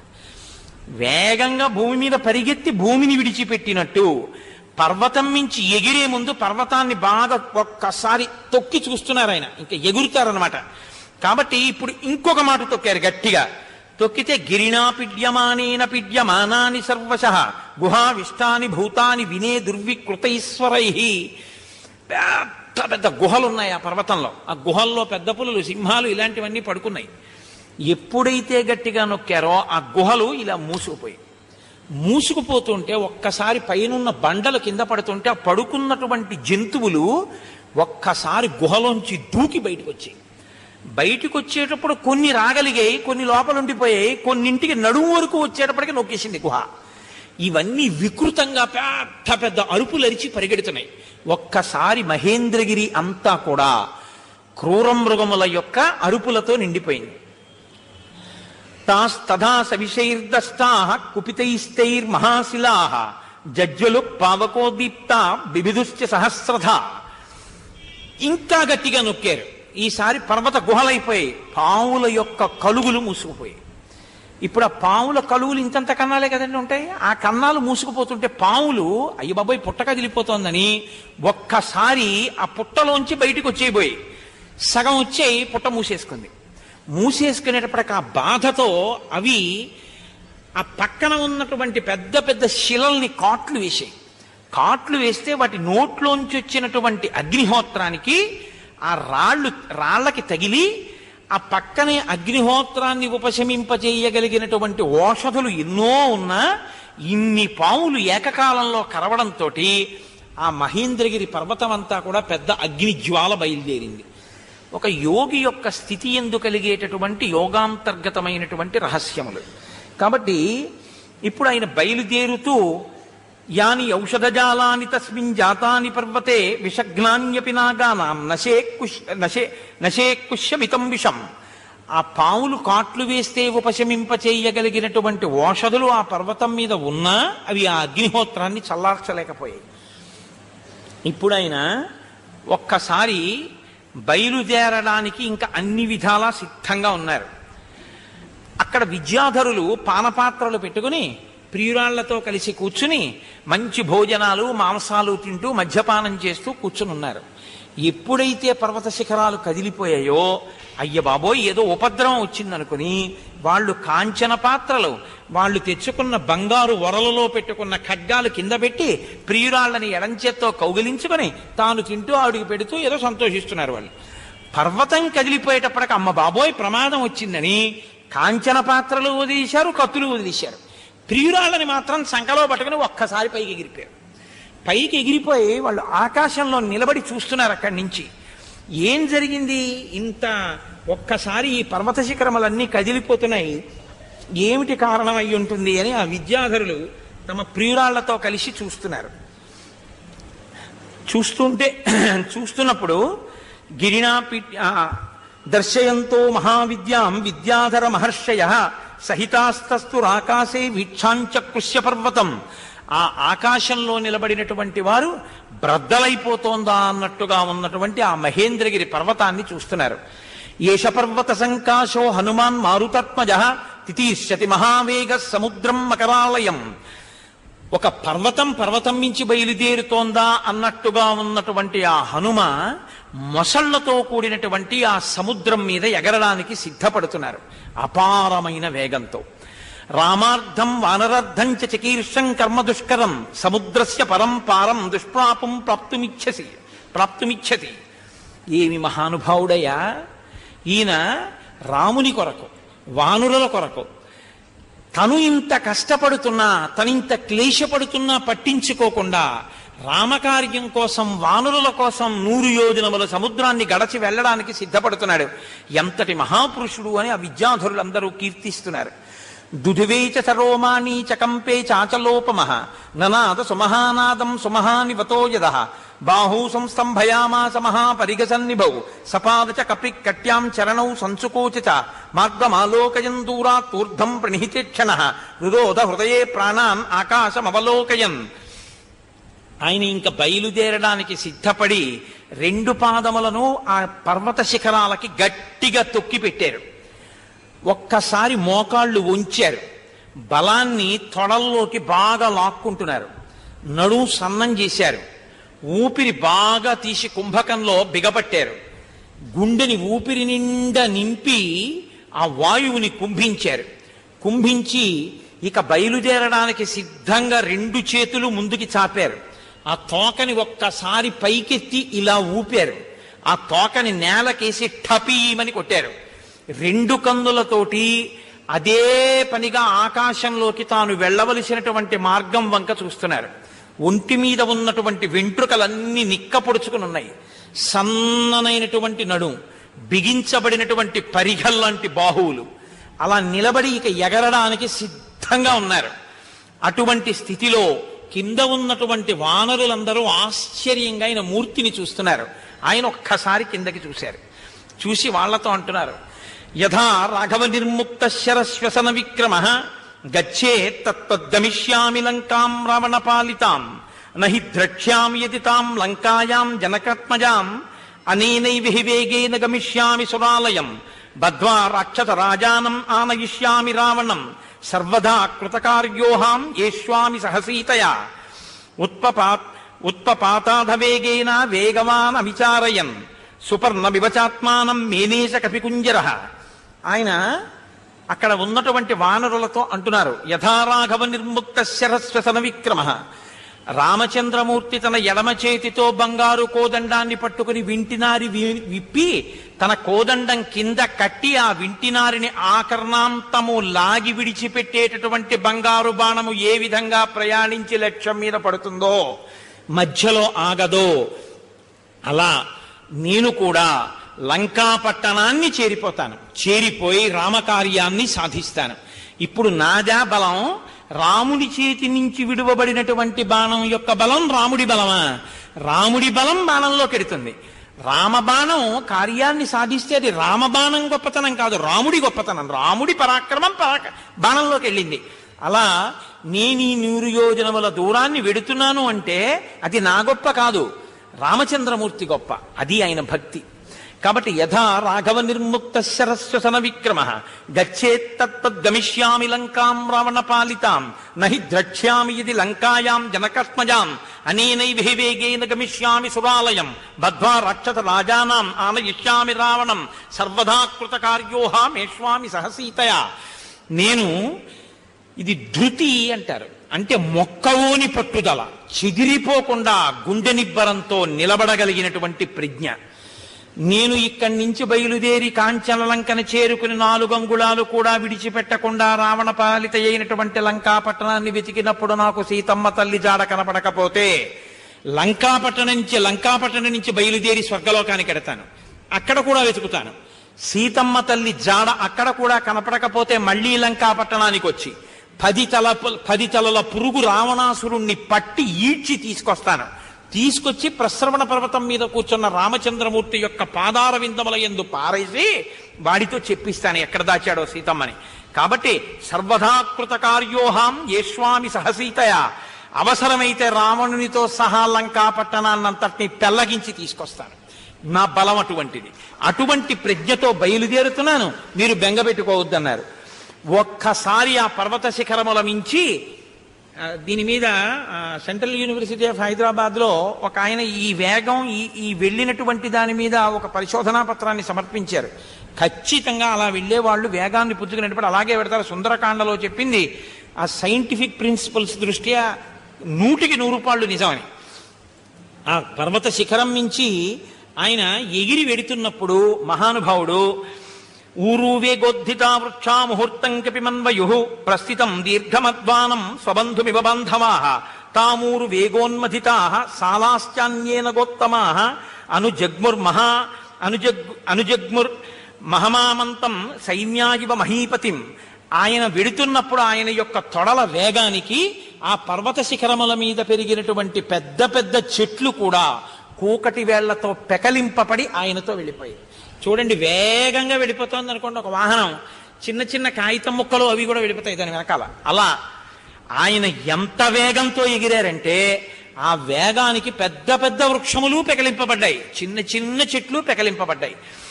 ఇన్ని ఒక్కసారి చెట్లు పెకలింపబడి ఆయన వెనకాల వెళ్ళిపోతుంటే ఎలా ఉందంటేట రాజు వెంట సైన్యం వెడుతున్నట్టుందిట.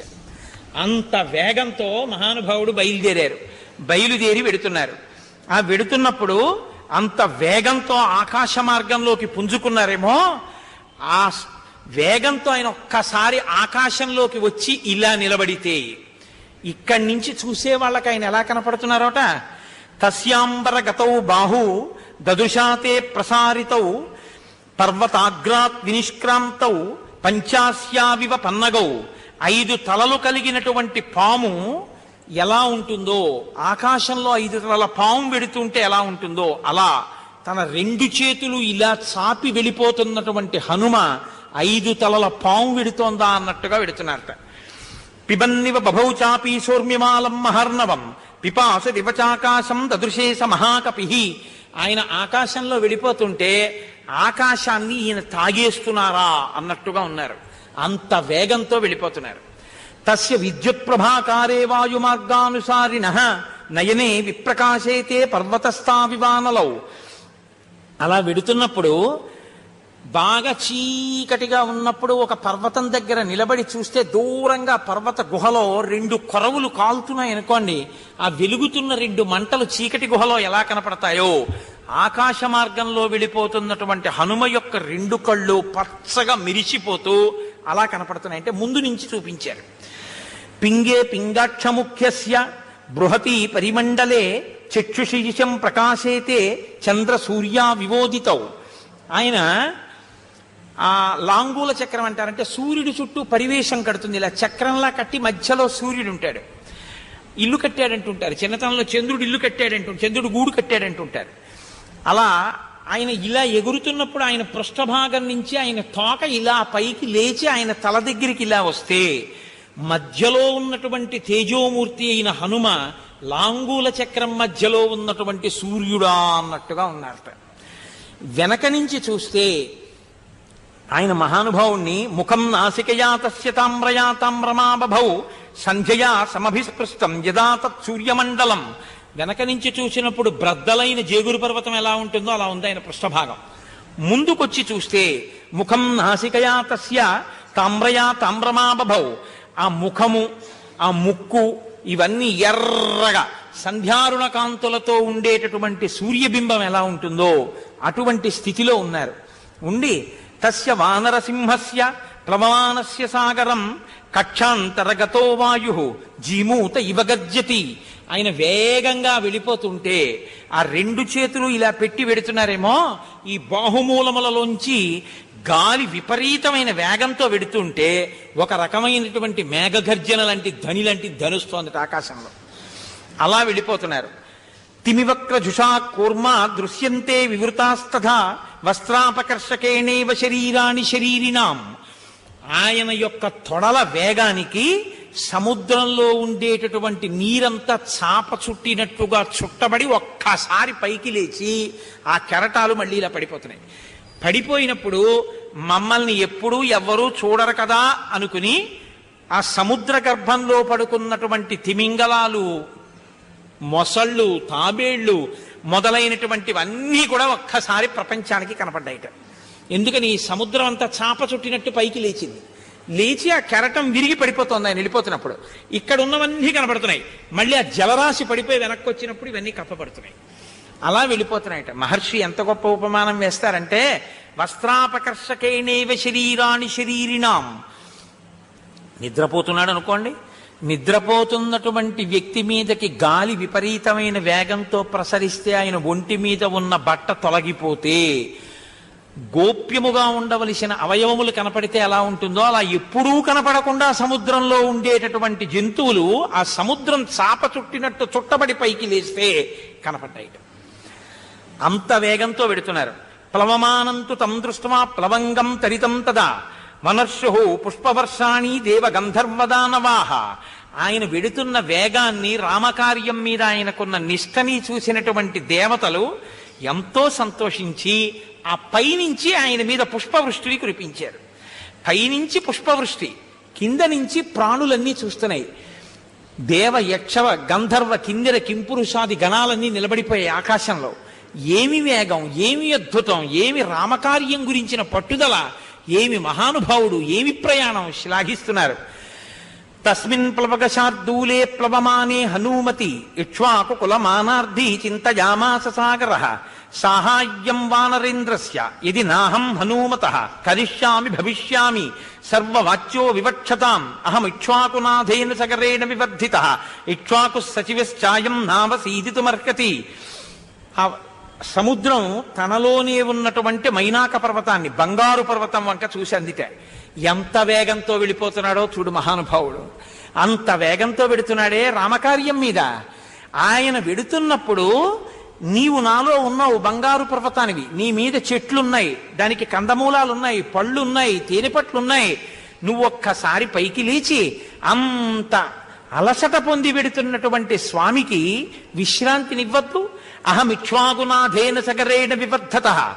ఇక్ష్వాకు వంశంలో పుట్టినటువంటి 60,000 మంది సగరులు భూమి మీద తీసినటువంటి గోతులలో వచ్చి నిలబడినటువంటి నీటి వడల ఏర్పడినటువంటి కారణం చేత నాకు సాగరం అని పేరు. నేను ఇక్ష్వాకు వంశం వల్ల ఏర్పడ్డాను. అటువంటి నేను ఇక్ష్వాకు వంశంలో పుట్టినటువంటి రామచంద్రమూర్తి కార్యం మీద వెడుతున్నటువంటి హనుమకి ఆతిథ్యం ఇవ్వద్దు. కాబట్టి సముద్రాన్ని నేనేమిస్తాను? నేను నాలో ఉన్న రత్నాలు పుచ్చుకుంటాడా, ముత్యాలు పుచ్చుకుంటాడా, ఉప్పు నీరు తాగుతాడా? నీ దగ్గరైతే కందమూలాలున్నాయి, తేనెపట్లున్నాయి. మహానుభావుడు ఒక్కసారి పర్వతం మీద దిగి కాస్త తేనె తాగి పళ్ళు తిని పెడతారు. కాబట్టి ఇవ్వద్దు. కాబట్టి లే. హిరణ్యనాభం మైనాకం ఉవాచ గిరిసత్తమం తమిహాసుర సంఘానాం పాతాళ తలవాసినాం దేవరాజ్ఞ గిరిశ్రేష్ఠ పరిగస్సన్ నివేశితః. నువ్వు ఒకానొకప్పుడు ఇంద్రుడు నీ రెక్కలు తెంపేద్దామని వజ్రాయుధం ప్రయోగిద్దామనుకున్న సమయంలో ఎగిరి వచ్చి సముద్రంలో పడ్డావు.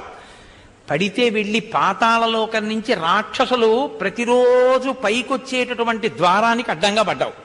ఇంద్రుడు అనుకున్నాడు, పోన్లే కదిలితే నీ చంపేస్తానని కదలదు. కదలకుండా బిలానికి అడ్డం పడింది కాబట్టి ఇంకా రాక్షసులు పైకి రారు, ఉపకారం జరిగింది కదా అని ఇంద్రుడు వెళ్ళిపోయాడు. రెక్కలున్నా ఎగరకుండా నువ్వు అందులో పడున్నావు ఇన్నాళ్ళ నుంచి. ఇప్పుడు బయటికెడితే ఇంద్రుడి రెక్కలు తెంపేస్తాడేమో అన్న భయాన్ని పక్కన పెట్టు.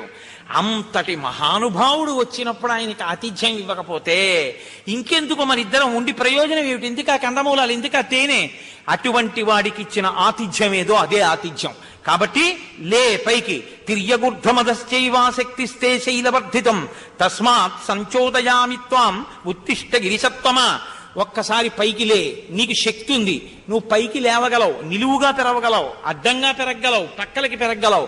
తిర్యగూర్ధం అధశ్చైవ శక్తిస్తే శైలవర్ధితం. నువ్వు అలా పెరగగలవు కాబట్టి ఆ మహానుభావుడికి ఆతిథ్యమి. కురు సాచివ్యమస్మాకం ననః కార్యమతిక్రమేత్ కర్తవ్యమృతం కార్యం సతాం మన్యుముదీరయేత్. ఆయనకి మాకు ఉపకారం చేయడం కోసం ఆలస్యం లేకుండా నువ్వు హనుమకి ఉపకారం చెయ్యాలి, ఆయనకు ఆతిథ్యం ఇవ్వాలి. కర్తవ్యమకృతం కార్యం సతాం మన్యుముదీరయేత్. మహానుభావులకి కోపం ఎందుకు వస్తుందో తెలుసా? చెయ్యవలసిన పని చెయ్యవలసిన సమయంలో చేయకపోతే వస్తుంది.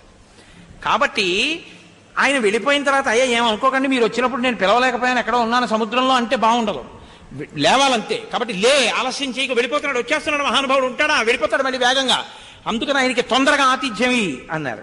అలా ఇస్తే కాకుత్స్యాన్ నృశంసంచ మైథిల్యాశ్చ వివాసనం శ్రమంచ ప్లవగేంద్రస్య సమీక్ష్యోత్తాధాతుమర్హసి. అక్కడ శ్రీరాముని యొక్క కష్టాన్ని, ఆయన సీతమ్మ కనపడలేదని పెట్టుకున్న బెంగని, రాముని ఎడబాటు చేత సీతమ్మ తల్లి పొందుతున్నటువంటి దుఃఖాన్ని, హనుమ యొక్క కార్యభారాన్ని గుర్తించు. ఇటువంటి పరిస్థితుల్లో రాముడు సీతమ్మ కనపడలేదని బాధ పెట్టుకుని ఉన్నాడు, సీతమ్మ రాముడి నుంచి దూరమైందని బాధలో ఉంది. వాళ్ళిద్దరి బాధ తీర్చడానికి ఇంత బాధ కోర్చి ఆయన పెడుతున్నాడు. మనం ఇటువంటప్పుడు ఆతిథ్యం ఇవ్వకపోతే కాల్సనా, మన దగ్గర శక్తి ఉండి, కాబట్టి లే, పైకి లే అంది. హిరణ్యనాభో మైనాకో నిశమ్య లవణాంభస ఉత్పపాత జలాత్ తూర్ణం మహాద్రుమలతాయుత. ఆయన పెద్ద పెద్ద చెట్లతో, లతలతో, తేనెపట్లతో, కందమూలాలతో, బంగారు శిఖరాలతో ఆ మైనాకుడు సముద్రంలోంచి ఒక్కసారి పైకి లేచాడు. ఇప్పటి వరకు సముద్రం కనబడుతోంది, అకస్మాత్తుగా బంగారు శిఖరాలు పైకి లేచాయి.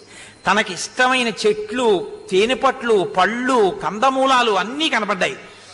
దదర్శయామాస శృంగాని సాగరేణ నియోజిత శాతకుంభ నిభై శృంగై సకిన్నరమహోరగై.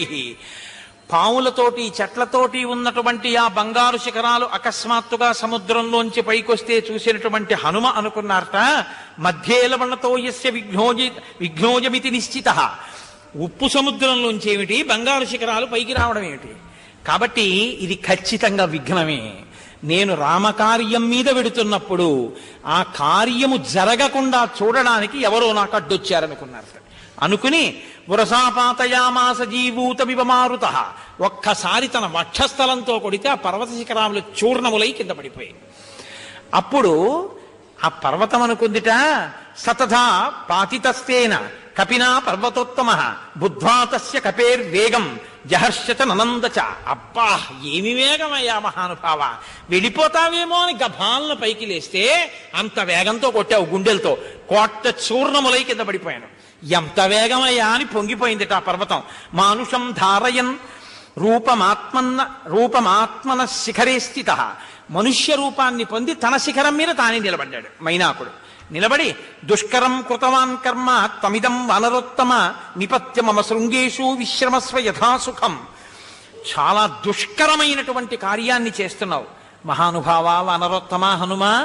నువ్వు నిపత్య మమ శృంగేషు, ఒక్కసారి నా శిఖరాల మీద దిగు, విశ్రమస్వ యథాసుఖం, కాశ్యపు విశ్రాంతి తీసుకుని సుఖాన్ని పొందవయ్యా. కృతీచ ప్రతికర్తవ్యం ఏష ధర్మ సనాతన సోయం తత్ప్రతికారార్థి తత్త సమ్మానమర్హతి. తదిదం గంధవత్స్వాదు కందమూల ఫలం బహు తదాస్వాద్య హరిశ్రేష్ఠ విశ్రాంతోనుగమిష్యసి. సముద్రుడు నన్ను ప్రేరేపించాడు నీకు ఉపకారం చెయ్యమని, నీకు ఆతిథ్యం ఇమ్మని. కాబట్టి ఒక్కసారి నా పర్వత శిఖరముల మీద దిగి కందమూలములు తిని తేనె తాగి విశ్రాంతి పొంది మళ్ళీ బయలుదేరన్నారు. చూశారట హనుమ. ఆయన పైగా ఇక్కడ ఒక పెద్ద ధర్మ సూక్ష్మం ఒకటి చెప్పింది. కృతీచ ప్రతికర్తవ్యం దేశధర్మ సనాతన. ఉపకారం చేసిన వాడికి తిరిగి ఉపకారం చేయడం ఈ జాతి లక్షణం. పరోపకారం అన్నది, ప్రత్యుపకారం అన్నది ప్రధానంగా చెయ్యాలి. నీ వలన నువ్వు ఎవరి కార్యం మీద పెడుతున్నావో ఆ రామచంద్రమూర్తి పుట్టిన ఇక్ష్వాకు వంశం వల్ల సముద్రం ఏర్పడింది. ఆ సముద్రంలో నేను దాక్కున్నాను. నాకు కూడా మీ నాన్నగారితో అనుబంధం ఉంది. అందుకని చెప్పి అతిథిక్కిల పూజార్హ ప్రకృతోపి విజానత ధర్మం జిజ్ఞాసమానీనా కిం పునస్వాదృశో మహాన్. అతిథిక్కిల పూజార్హ, ఒక సామాన్యుడైనటువంటి వ్యక్తి వస్తేనే అతిథి దేవోభవ అని గౌరవిస్తాం. నీ వంటి మహాప్రాజ్ఞుడు, ఇంతటి భక్తితత్పరుడు, ఏమీ కోరకుండా రామకార్యం మీద వెడుతున్నవాడివి, ఇటువంటి వాడివి అతిథిగా నా ఇంటి ముందు నుంచి వెడుతున్నప్పుడు నీకు ఆతిథ్యం ఇవ్వద్దు? లేనప్పుడు ఇంకా గృహస్థాశ్రమానికి అర్థమే ఉంది. కాబట్టి మహానుభావ, ఒక్కసారి దిగు. దిగితే నీకు నేను పూజ చేస్తాను. పూజితే త్వయి ధర్మజ్ఞ పూజాం ప్రాప్నోతి మారుతః తస్మాత్తం పూజనీయో మే శృణుచాప్యత్ర కారణం. నీకు చేసిన పూజ నీ తండ్రికి చేసిన పూజ. ఇందులో ఒక చిన్న రహస్యం ఉందండి. గురువుగారి భార్య, గురువుగారి కొడుకు, ముగ్గురు కలిసి వచ్చారనుకోండి. ఎప్పుడైనా మీ ఇంటికి వస్తే సాధారణంగా మనం ఏం చేస్తామంటే గురువుగారి భార్యకి నమస్కారం చేస్తాం, గురువుగారి కొడుక్కి నమస్కారం చేయి. కానీ గురువుగారి కొడుక్కి కూడా నమస్కారం చేయమని. ఎందుకో తెలుసా అండి? గురుపుత్రుడు గురుతుల్యుడు, గురువుతో సమానం. గురువుగారి కొడుకు గురువుగారితో వస్తే గురువుగారి కొడుక్కి కూడా నమస్కారం చేయాలి. అది ధర్మ సూక్ష్మం. నేను మీతో యథార్థం మనవి చేస్తున్నాను. అలాగే గురువుగారి భార్య మీకన్నా చిన్నదై ఉండొచ్చు, కానీ ఆమె వందనీయురాలు, ఆమెకు నమస్కారం చేయాలి. ఆవిడ ఎంత శక్తి కలిగింది, ఆవిడ ఎంత చదువుకుంది, ఆవిడకి ఏం తెలుసన్న ఆలోచన ఎప్పుడూ రాకూడదు. గురుపత్ని తల్లితో సమానం. అందుకని తల్లికి చేసిన నమస్కారం కన్నా కూడా ఎక్కువ ఫలితం గురుపత్నికి చేసిన నమస్కారం వల్ల వస్తుంది. కాబట్టి నీకు చేసిన పూజ వాయువుకి చేసిన పూజ. వాయువుతో నాకు మిత్రత్వం ఉంది, వాయువు నాకు ఉపకారం చేశాడు, కాబట్టి నేను నీకు ఉపకారం చేయొద్దు? నేను నీకు పూజ చేస్తే నీ తండ్రికి పూజ చేసినట్టు. కాబట్టి మహానుభావ, నీకు నేను పూజ చెయ్యాలి. ఏమిటి మిత్రత్వం మా నాన్నగారితో నీకు అంటావా? పూర్వం కృతయుగే తాత పర్వతా పక్షిణో భవన్ తేహి జగ్ముర్దిశ సర్వా గరుడానిలవేగిన తతస్తేషు ప్రయాతేషు దేవ సంఘాస్సహర్షిభిః భూతాని చ భయం జగ్ముః తేషాం పతనశంకయ తత క్రుద్ధ సహస్రాక్షః పర్వతానాం శతక్రతుః పక్షాం చిచ్ఛేద వజ్రేణ తత్ర తత్ర సహస్రశః. పూర్వకాలంలో కృతయుగంలో పర్వతాలకి రెక్కలు ఉండి గరుత్మంతుడిలాగా వేగంగా ఎక్కడికి కావాలంటే అక్కడికి వెళ్ళిపోతుండేవి. అక్కడెక్కడ రామాయణం చెప్తున్నారంటే విందామని అవి కూడా వచ్చి దిగేవి. దిగితే ప్రమాదం కదండి, పర్వతాలు దిగితే. అందుకని జనమందరూ గొడవ పెట్టేసి ఇంద్రుడికి చెప్పుకున్నారు. ఇంద్రుడు పర్వతాలు ఎగరకుండా ఎక్కడుండేవి అక్కడే ఉండేటట్టు చేస్తానని వాటి రెక్కలన్నీ తిరిగేశాడు. అన్ని పర్వతాలకి రెక్కలు పోయాయి. చిట్ట చివర మైనాక పర్వతం దగ్గరికి వస్తున్నాడు, దాని రెక్కలు కూడా కత్తిరిద్దామని. రెక్కలు ఉండి నేను ఎగరలేకపోయాను భయం చేత. రెక్కలు ఉండి నేను ఎగరలేని పరిస్థితుల్లో నీ తండ్రి వాయుదేవుడు నన్ను ఎత్తి తీసుకెళ్లి సముద్రంలో పారేశాడు కనపడకుండా. నేను రాక్షసులు భూమి మీదకి వచ్చే మార్గానికి అడ్డుపడ్డాను అని ఇంద్రుడు నన్ను విడిచిపెట్టేశాడు, నా రెక్కలు కత్తిరించలేదు. ఆనాడు వాయువు నన్ను రక్షించాడు. నీ తండ్రి నన్ను సముద్రంలో పడేశాడు, నా రెక్కలు మిగిలే. కాబట్టి ఇప్పుడు ఆ తండ్రికి కొడుకువి నువ్వు. ఆ తండ్రి కొడుకు వస్తున్నప్పుడు కొడుకుకి పూజ చేస్తే తండ్రికి చేసినట్టే, కొడుక్కి నమస్కారం చేస్తే తండ్రికి చేసినట్టే. కాబట్టి నీకు నేను చెయ్యొద్దు? కాబట్టి మన ఇద్దరికి అనుబంధం ఉంది. సముద్రంతో ఉండడమే కాదు, ఇక్ష్వాకు వంశానికి నాకు నీతో ఉంది, నీ తండ్రితో ఉంది. కాబట్టి నీకు నేను పూజ చెయ్యాలి. కాబట్టి ఒక్కసారి దిగి పూజ స్వీకరించి వెళ్ళు. ఈ మాట చెప్తే మహానుభావుడు హనుమ చూసి ఒక్కసారి అన్నారట, ప్రీతోస్మి కృతమాతిథ్యం అన్యురేషోపనీయతాం తరతే కార్యకాలో మే అహస్యాప్యతివర్తతే ప్రతిజ్ఞా చ మయా దత్తానస్తాతవ్యమిహాంతరే ఇత్యుక్త్వా పాణినాశైలం ఆలభ్య హరిపుంగవః. ఇప్పుడైనా ఆ పైన వెళ్ళిపోతూ అన్నారట, ప్రీతోస్మి కృతమాతిథ్యం. నువ్వు నాకు చాలా ఆతిథ్యం ఇచ్చినట్టే. ప్రీతోస్మి, నేను ప్రీతి పొందాను. అన్యురేషోపనీయతాం తరతే కార్యకాలోమే హస్యాప్యతివర్తతే, నేను తొందరగా వెళ్ళిపోవాలి. అవతల సూర్యాస్తమయం అయిపోకుండా నేను 100 యోజనముల సముద్రాన్ని దాటి వెళ్ళిపోవాలి. ప్రతిజ్ఞాతమయా దత్తానస్తాతవ్యమిహాంతరే, నేను ప్రతిజ్ఞ చేశాను, మధ్యలో ఎక్కడ ఆగనని. ఎక్కడ చేశారు? యథారాఘవ నిర్ముక్త శరస్వసన విక్రమ అన్నారుగా. రామచంద్రమూర్తి చేత ప్రయోగింపబడిన బాణం ఎలా పెడుతుందో అలా పెడతానన్నారు. రాముడు ప్రయోగించిన బాణం పెడుతూ మధ్యలో పండితిని వెళ్ళదుగా. కాబట్టి నేను మాత్రం ఎలా ఆగుతాను? ప్రతిజ్ఞాభంగం అవుతుంది, ఆగకూడదు, వెళ్ళిపోవాలి. కాబట్టి నువ్వు నాకు ఇచ్చినట్టే నేను పుచ్చుకున్నట్టే, ఇదిగో అనోసారి చెయ్యేశారు. అంటే ఎంత మర్యాదగా మాట్లాడతారో చూడండి, ఎంత అందంగా మాట్లాడతారో చూడండి. అవతల వారు చిన్నబుచ్చుకోకుండా చక్కగా ఒక్కసారి అలా మాట్లాడేసి ఆయన బయలుదేరి ముందుకు వెళ్ళిపోయారు. వెళ్ళిపోతే ఆ దేవతలందరూ కూడా ఋషి సంఘాలు చూసి అన్నాయిట,